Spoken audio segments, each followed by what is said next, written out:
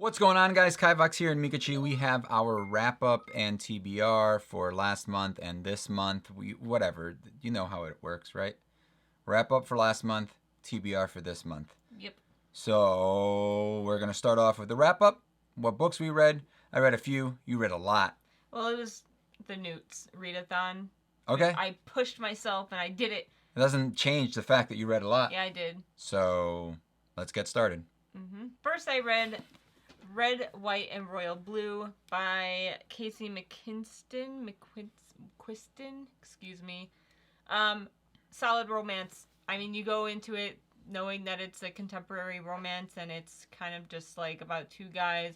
One is the son of a president. One's the son of like the grandson of the Queen of England, and you know how that works out. And it was exactly what I thought it was gonna be. Where's our thingy? What? Oh, I forgot. We do this thing. I made this, and we rate our books for the year. These are all the books that you've read so far. Yep. We got a star for the best of the best, DNF for the Worst did not of the finish, and 1, 2 through 5. So I originally gave this a 4, but I think I'm gonna give it a 3.5. I totally made that super crooked, Nice. but it's cool. I mean, it's good. Like I said, it was whatever. This followed the LGBTQ plus prompt for that readathon that I did, and it was good. It was a little overly political for me, but it was good. I mean, it was literally about two political people. I know, but I feel like normally in romance books, when you have stuff like that in it, they don't heavily focus on that, and it's mostly focused on the relationships and the romance. And this was, don't get me wrong, but it did have a lot of like political stuff in it too. I feel like that's like saying if it was like a movie or a book about like whales, and you went like, it just like had too much water in it. Like it's just one of those things. It's just like way too many waters. Then we both read. Oh, I read this one. I read. This is one of the ones that I read. Yeah. Did we rate this one already? Oh, we didn't. Okay. So this is an Andrew Rowe book. He wrote Sufficiently Advanced Magic and The Shoulders of Titans, which are two of my favorite books of last year that I read. Still like on my top. Like, did we read On the Shoulders of Titans this year or last year? Maybe it was this year. I don't know. Maybe it was this year. Oh, it is. We read it this year. Anyway, Sufficiently Advanced Magic, I think, was my favorite book of last year. I think it was. And Shoulders of Titans. I really liked it. This book, I didn't like as much. We don't know if it's a prequel or a sequel or how it is related to it, but it is related. They mention one of the characters in it. I have suspicions about other characters in this that are possibly related to the other book, and it makes me more excited. It's basically two different series. I don't know if you've said that. So basically these are the Broken Mirror series, and the Sufficiently Advanced Magic and On the Shoulders of Titans is a different series, and they connect somehow. They're on the same planet, it seems like, but different like continents. Yeah. So different magic systems, really cool, weird stuff like that. But I definitely feel like this one isn't as good as the other series. But it's still good. So what did you give it? It's very magic-y. And very, like, high fantasy, in my opinion. I gave it a 4. I'm running out of room for, like, 3s and 4s. You could start stacking them. I'm gonna have to. What did you give it? I gave it... Don't put it upside down. A 4...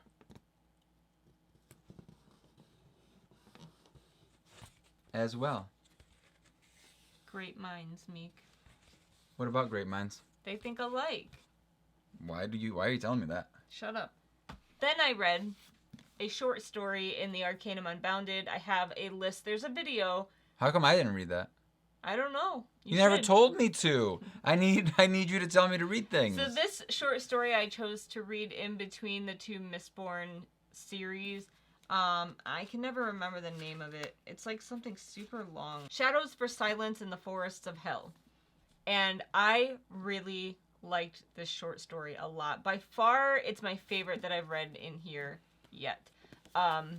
It really does not have anything to do with Mistborn. It's its own planet, and there haven't been other books from this world that we've had from Sanderson. So it's an entirely new world, new concept, and it was really cool. And I really hope that he makes a series off of this world because I just really enjoyed it. I thought it was written very well, and like the concept was really cool. I don't want to tell you much about it. I feel like you really should just go into it not knowing because it was really unique.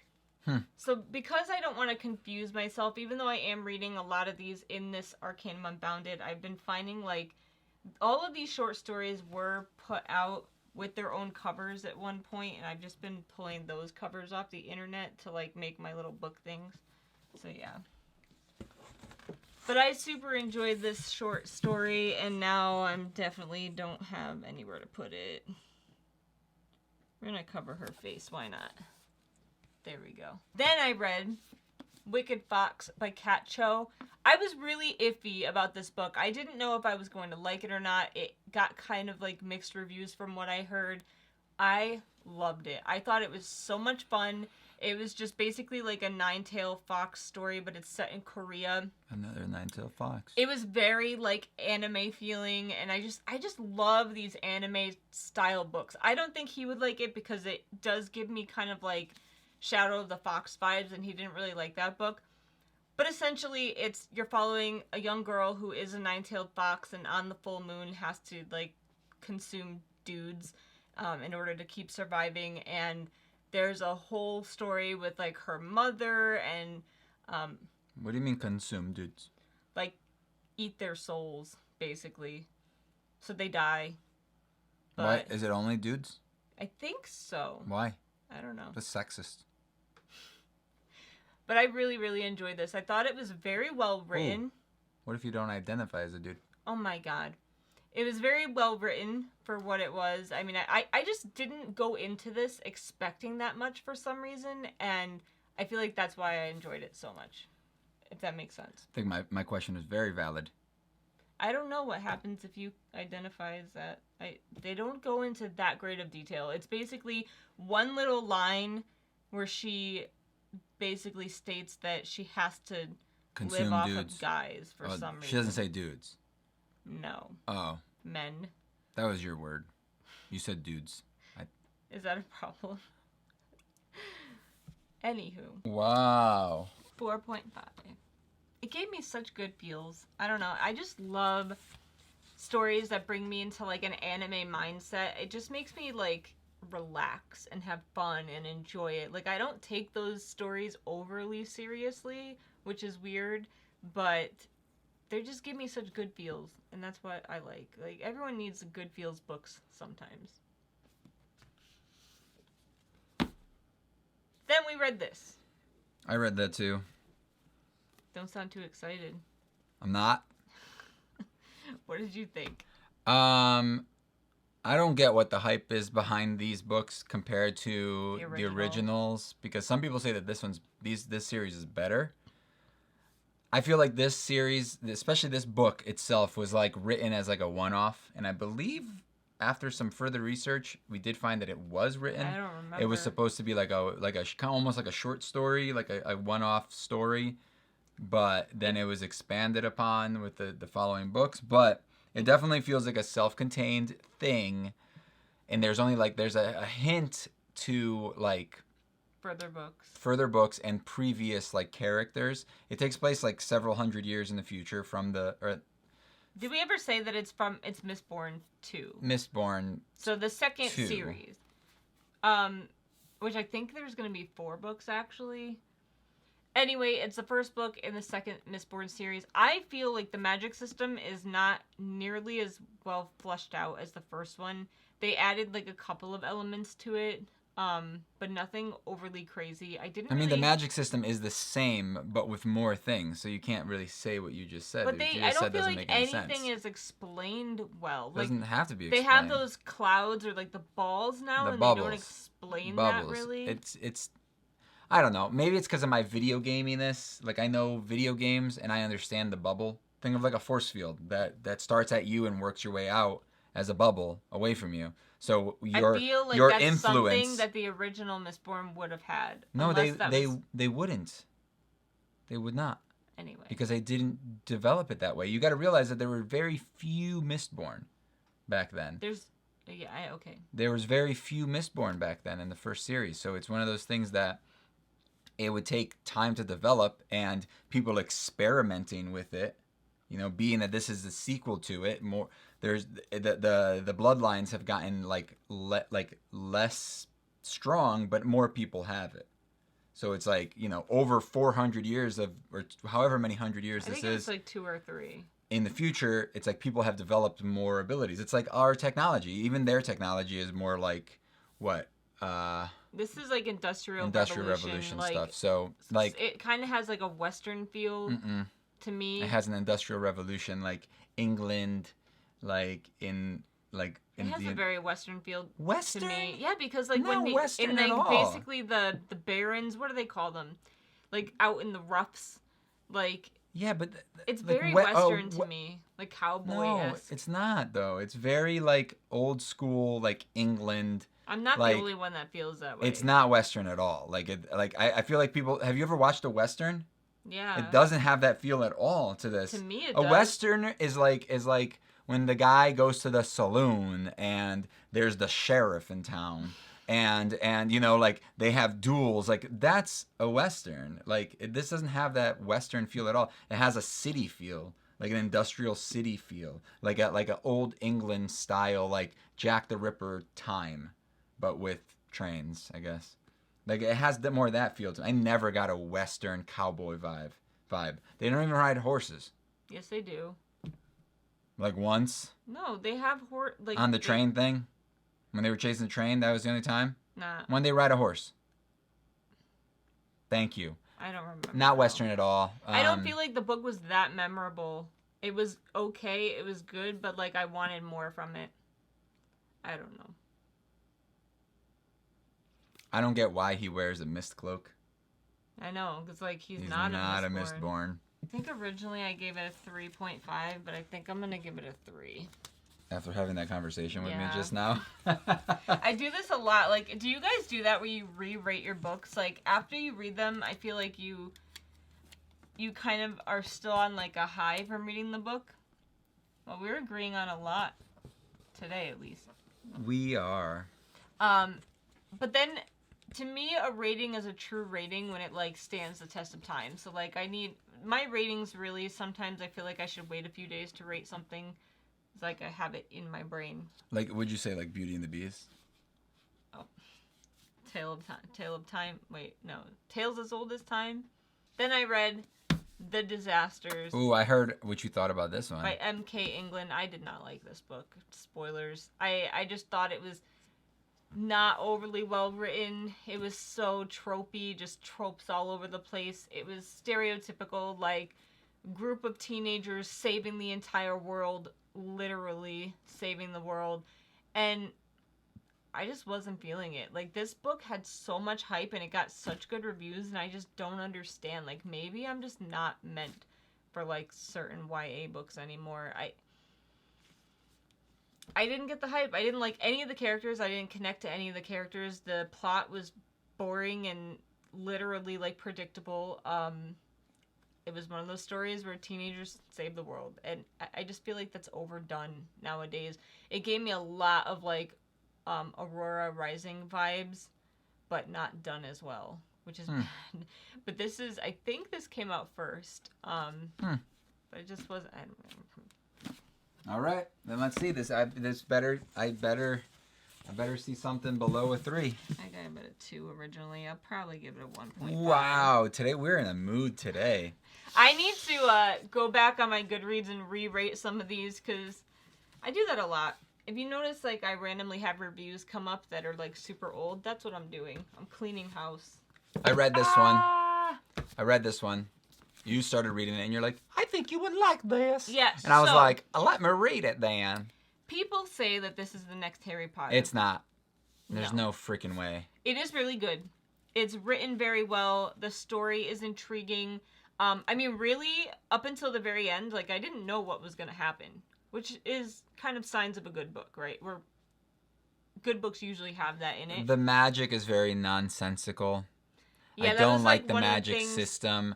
Like, I don't like it. That's my biggest gripe about it. And also, it's very much written for teenagers, like for kids. It's very much like an elementary school book or whatever, middle school book. Middle grade. But But that's what it is. I You know. can't fault it for that. Just saying. But I can't. I have to like it because of it. No. Okay. But you can't fault it for that. Yes, I can because it's literally geared towards. But guess what? That. My rating is for my opinion. Okay. For people that like the books that I like, they'll Yeah. they you know what I'm saying? So that's how I rate things. That's how I determine my ratings. I'm not gonna not fault it. If it's a romance and my style of book is not romance, I'm not gonna say, well, you know, I gave it a 5 because it's a romance, but I just ignored all the romance parts and everything else was good. No, you see what I'm saying? I'm rating it how I feel about it. It was all right.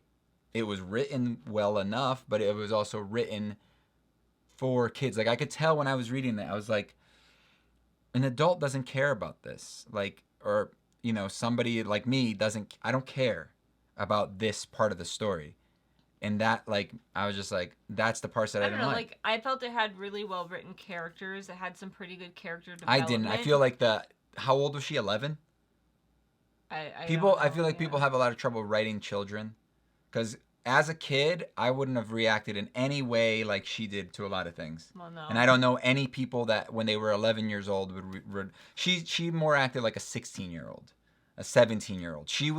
The way she was reacting to things was more like an adult or a almost adult than anything else. What do you think? Yeah, I do think like it wasn't written for the right age. Huh? Like she was younger than she read. That makes sense? Not really. It made her seem older. But I still thoroughly enjoyed it. I want to read the next one. I liked it a lot. All right then. This was my wrapped book. I think I'm going to stick with my original rating of a 4. Sweet. I liked it. I just like when I don't know what's going to happen in a book.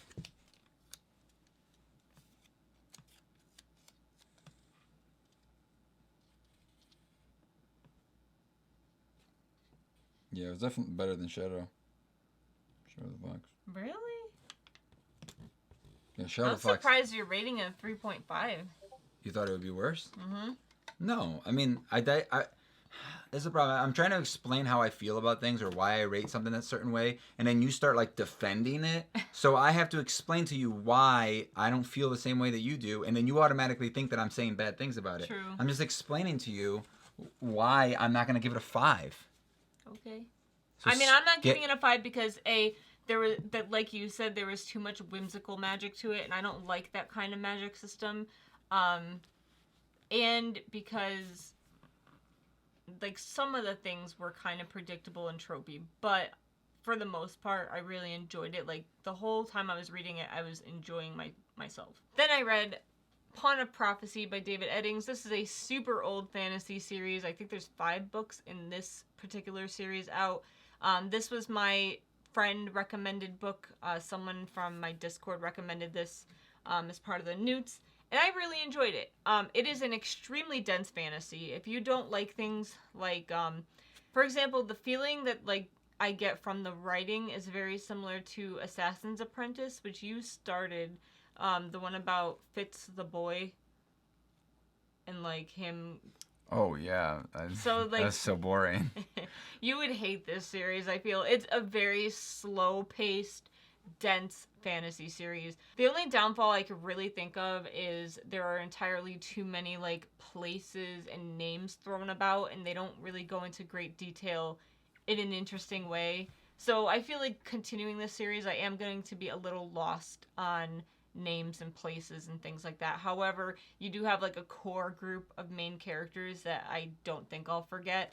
I did buy the next book, so I plan on picking it up again soon since I did really enjoy it. But I definitely don't think you would like it, so I'm not going to recommend you reading it. Because he doesn't like slower paced fantasies. Not true. You don't like this type of fantasy. It's very, like, to me, it has, like, a Lord of the Rings almost feeling. No. I originally gave this... See, this is what happens. I gave this a 4 originally, but then I'm looking and I'm like, is it really better than Children of Time? No, and I gave Children of Time a 3.5. I feel like I'm going to give it a 3.5. It was still really good. Then I read, I think this was the one with the black cover. Yeah, dude, this cover is awesome.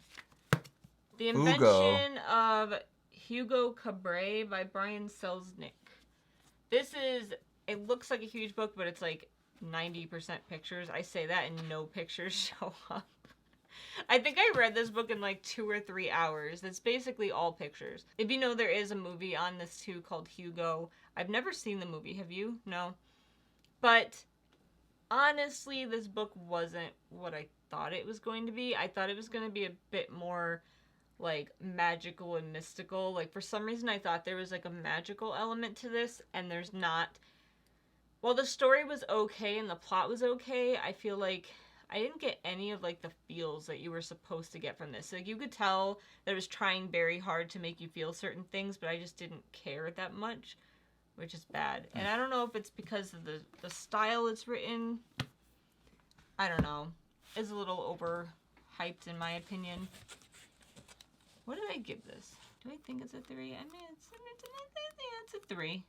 Where the heck do I put this? Just start like overlap. Oh, there you go. Bam. You're gonna have to start like overlapping them. Seriously. Then I had to find, I don't remember what prompt this was, like a short book or something. And I read The Little Prince, which is like A really little book, as you can tell. It's like a super classic. And this was the book that I was reading when it was like we were trying to fall asleep and it was really late and I was literally like laughing out loud. And you were like, what's so funny? Was it funny? So the first like 5 pages I thought were hilarious, and then the book just went like oh died. Really? Wow. Like toward the end I didn't find it funny at all. I feel like if I had been a kid when I read this, like I would have liked it so much better, but it got way too whimsical and ridiculous for me, and it felt way too childish at the end. The beginning was hilarious, and then it just went off from there. So I ended up giving it a 2.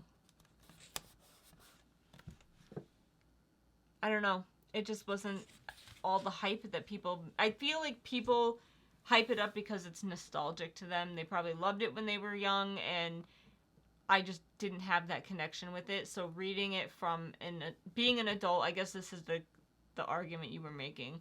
Like reading it as an adult and with my adulty opinions, it was a little too childish and ridiculous for me. All right, so next up we do the thing that I spent about 3 years making, and that was wrapping up 12 of these books. Every month she's been picking one at random and reading them. Being forced to read them. Last month was Nevermore, and this month is one of these.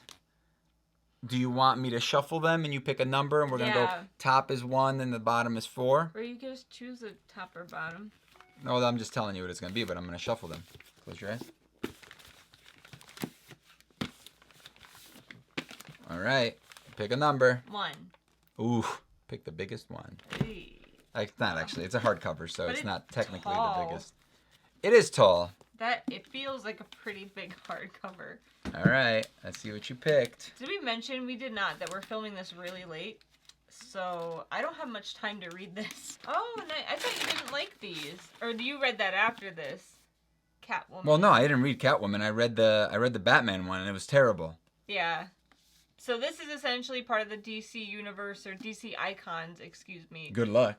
You liked the Wonder Woman one. I did. So maybe you'll like this one. But like, I'm a comic book fan, and you don't really you only know like the thing from some video games, like and the movies. So you don't know as much as I do. So it's one of those things that maybe you'll like it because like, you know, ignorance is bliss type thing. Like not knowing like the better story maybe this story will be pretty good. So this is written by Sarah J. Maas, which is the woman that writes the Throne of Glass Throne of Glass series. series that you love.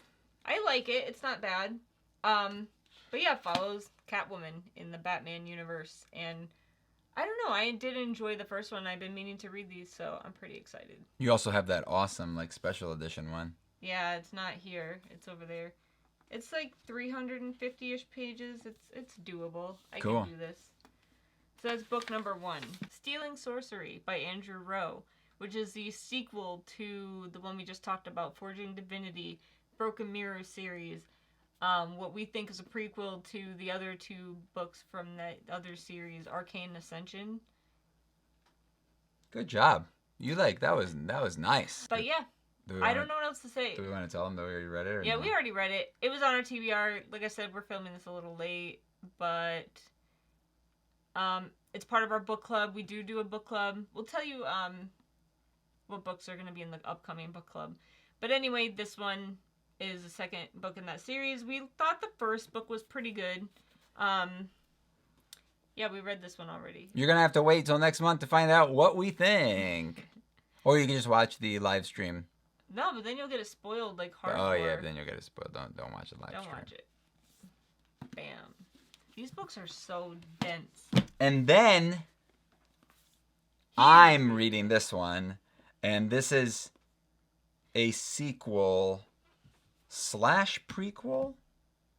Because it it starts off and then somebody's telling a story of the past, but that person is in the present of the other book that the Arcane Ascension series, but he's telling a story of his past.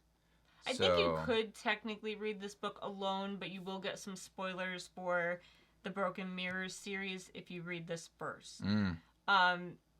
So this book club is actually going to be on October 13th, 2 p.m. Eastern Standard Time if you do want to read this and join the live stream with us, where we talk all spoilery stuff. Spoiler, he started it and he's loving it so far. I haven't started it yet.